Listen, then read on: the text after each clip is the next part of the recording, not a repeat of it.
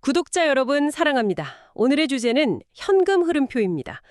아니 손익계산서 보니까 분명 이익은 났는데 왜 자금난을 겪는 기업들이 있는 걸까요? 이익이라는 숫자 뒤에 숨어있는 기업의 진짜 혈액, 현금의 흐름. 이 현금 흐름표의 비밀을 오늘 한번 제대로 파헤쳐 보겠습니다. 재무제표 3총사 중 하나잖아요. 이 Statement of Cash Flows. 이게 뭐 그냥 돈 들어오고 나간 기록 그 이상인가요? 왜 그렇게 중요하다고 하는 거죠? 네. 그 이상이죠. 현금 흐름표는요, 기업이 일정 기간 동안 진짜로 얼마의 현금을 벌었고 또 어디에 썼는지, 그리고 자금 어떻게 조달했나, 이걸 아주 명확하게 보여주는 보고서입니다. 손익계산서상의 이익은 아시다시피 회계 기준에 따라 계산되니까 실제 현금 유입과는 좀 차이가 날 수 있거든요. 회계상 이익이랑 실제 주머니에 들어온 돈은 다르다 이 말씀이시군요. 그렇죠. 그래서 투자자나 채권자 입장에서는 기업의 진짜 현금 창출 능력, 그러니까 기업의 생존과 성장의 핵심 동력을 이걸로 파악하는 거죠. 필수적입니다. 그렇군요. 이익의 질을 좀 따져볼 수 있다 뭐 이런 거네요. 현금 흐름표는 크게 그 세 가지 활동으로 나뉜다고 들었어요. 첫 번째가 Operating Activities, 영업활동 현금 흐름 맞죠? 네, 맞습니다. 가장 핵심이죠. 기업의 그 주된 사업, 그러니까 제품 팔고 서비스 제공해서 얼마를 벌었나, 이걸 보여주는 부분입니다. 여기서 근데 주목할 점이 단기 순이익, net income 있잖아요. 이거랑 영업활동 현금 흐름의 차이를 봐야 해요. 차이요? 네. 만약에 net income은 높은데 오퍼레이팅 캐시플로우가 계속 낮거나 마이너스다. 이거는 좀 이익이 실제 현금으로 잘 안 들어오고 있다는 경고 신호일 수 있습니다. 예를 들면 어떤 경우죠? 뭐 외상 매출이 너무 많거나 아니면 재고가 계속 쌓인다거나 뭐 그런 경우죠. 아하, 그게 바로 말로만 듣던 흑자도산의 위험 신호일 수 있겠네요. 무섭네요. 그럼 두 번째, Investing Activities, 투자 활동 현금 흐름. 이건 뭘 알려주나요?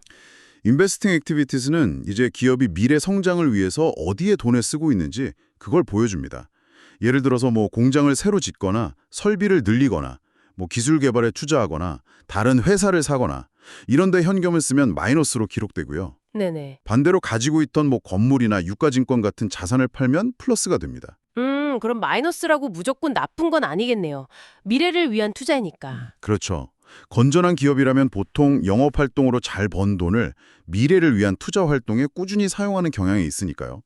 그래서 이게 지속적으로 마이너스라고 해서 꼭 나쁜 신호는 아닙니다.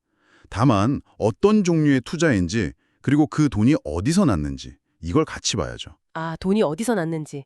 그게 바로 세 번째 활동, Financing Activities, 재무 활동 현금 흐름이랑 연결되는 거겠군요. 정확합니다. 파이낸싱 액티비티스는 기업이 이제 영업하고 투자하는 데 필요한 돈을 어떻게 조달하고 또 어떻게 갚아나가는지 그걸 보여주거든요. 뭐 은행에서 돈을 빌리거나 주식을 발행해서 자금을 조달하면 현금이 들어오니까 플러스가 되고요. 네. 반대로 빌린 돈을 갚거나 주주들한테 배당금을 주거나 하면 현금이 나가니까 마이너스가 됩니다. 그러네요. 예를 들어 투자 활동 인베스팅 액티비티스에 돈을 엄청 썼는데 알고 보니 그게 다 빚내서 파이낸싱 액티비티스 플러스 한 거라면 좀 불안할 수도 있겠네요. 네, 맞아요. 재무 건전성에 부담이 될 수 있겠죠.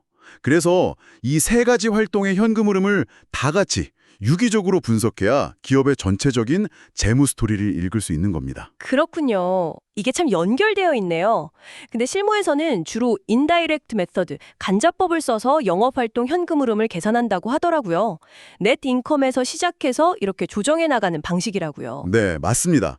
간접법, 인다이렉트 메터드가 아무래도 작성하기 편리하고 이해하기도 좀 더 쉬워서 많이 쓰입니다. 당기순이익, 넷 인컴에서 출발해서요. 현금 유출입이 없는 손익 항목들이 있잖아요. 예를 들면 감가상각비, depreciation and amortization 같은 비용은 다시 더해주고 또 현금 유입이 없는 수익, 뭐 유형자산 처분 이익, gain on sale of PPN이 같은 건 빼주는 거죠. 실제 현금 흐름이 아니니까요. 그렇죠. 그리고 나서 영업활동과 관련된 자산이나 부채의 변동사항을 반영해서 최종 오퍼레이팅 캐시플로우를 계산합니다. 저 이걸 좀 기억하기 쉽게 CLED라는 약자로 설명하기도 하는데요. Current Assets and Liabilities, 유동자산 부채 변동, Losses and Gains, 비현금성 손익, Amortization and Depreciation, 감가상각비 등, 그리고 Deferred Items, 이연 항목, 이 조정들을 하는 거죠. CLAD. 복잡해 보이긴 한데 핵심은 간단한 리더, 넷 인컴에 포함된 비현금성 요소들을 걸러내고 실제 현금 흐름과 관련된 자산 부채 변동 효과를 더하거나 빼서 진짜 영업 활동으로 현금이 얼마나 들거나 줄었는지를 파악하는 거예요. 아, 예를 들어 자산이 늘면 현금이 줄어든 거고 부채가 늘면 현금이 늘어난 걸로 조정한다 이런 거죠? 네, 정확히 그거죠. 결국은 다 실제 현금 흐름을 따라가기 위한 과정이군요. 네. 오늘 저희가 살펴본 것처럼 이 Statement of Cash Flows, 현금 흐름표는 단순히 돈이 들어오고 나간 내용이 아니에요. 기업의 진짜 재무 건전성 그리고 미래 성장성을 판단하는 아주 중요한 지표라는 걸 확인했습니다. Operating, Investing, Financing 이 세 가지 활동의 그 유기적인 관계를 통해서 기업의 진짜 속사정을 읽어내는 것. 이게 핵심입니다. 맞습니다. 이제 여러분은 손익계산서의 이익 숫자만 보고 판단하는 게 아니라 이 현금 흐름표라는 렌즈를 통해서 기업의 실제 재무 체력을 진단할 수 있는 그런 안목을 갖게 되신 겁니다. 다음에 기업 보고서를 보실 때 꼭 한번 이렇게 자문해 보세요. 이 회사는 본업으로 돈을 잘 벌고 있나? 미래를 위한 투자는 좀 현명하게 하고 있나? 그 필요한 자금은 어떻게 마련하고 있는 거지? 이 세 가지 질문을 던지면서 각 활동의 현금 흐름을 꼭 비교 분석해 보세요. 마치 탐정처럼 기업의 진짜 이야기를 파헤치는 그런 즐거움을 느끼실 수 있을 겁니다. 여러분의 날카로운 분석과 성공적인 판단을 힘껏 응원합니다.